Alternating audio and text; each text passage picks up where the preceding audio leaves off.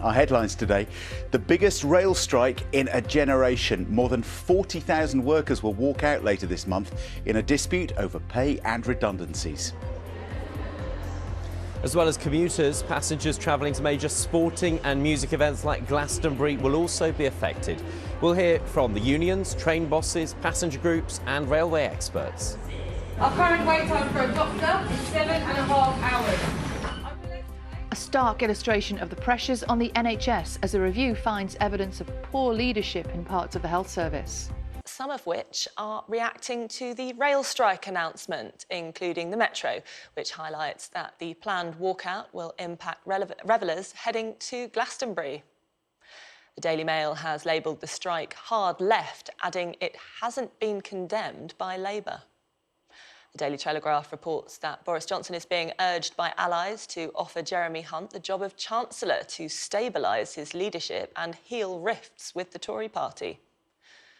The PM is also under pressure from his own cabinet to cut taxes this year to save his premiership, according to The Times. The Sun leads on £2 a litre petrol prices, suggesting the only option this summer will be to sit it out in the garden.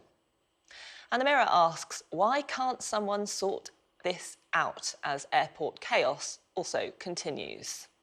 It's been a busy old news week. The Guardian this morning leading with this report that they're saying that the legal age for smoking could be raised to 21. And they're also talking about new taxes set to be imposed on tobacco companies. That's interesting. Times has a story about a COVID vaccine which has raised hopes of a cure for pancreatic cancer. It's been developed by American scientists. The Metro this morning, headline, total rail shutdown. As we've been reporting, they're focusing on that proposed rail strike later in the month by rail workers right across the country.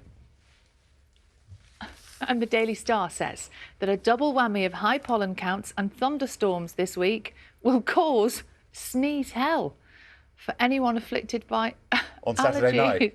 Saturday night thunder fever. It's no laughing matter. There's me having a giggle about it. That is not nice if you get hay fever. I do a bit, yeah. It's been quite bad, hasn't it? It has been really bad. Are you an optimist, John? Oh, I think that hesitation tells me. Depends on the time of day. Yeah.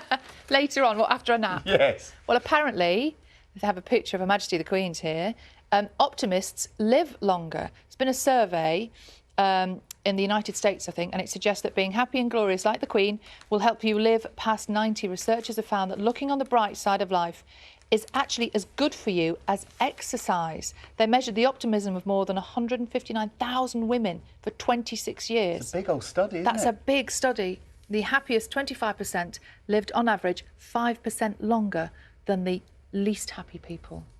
Let's keep smiling. How you measure optimism, I don't know. Very quickly, let me show you this, because obviously working on Downton Abbey is good for you as well, because here we've got Michelle Dockery and Lady Mary, sorry, Mum, yes. Performing in a gig last night. And who's that next to her on the guitar? It's her footman, of course, Andrew Parker, who you'll recognise as well. I didn't recognise him in this beard to start with, but there he is. They're both gigging away.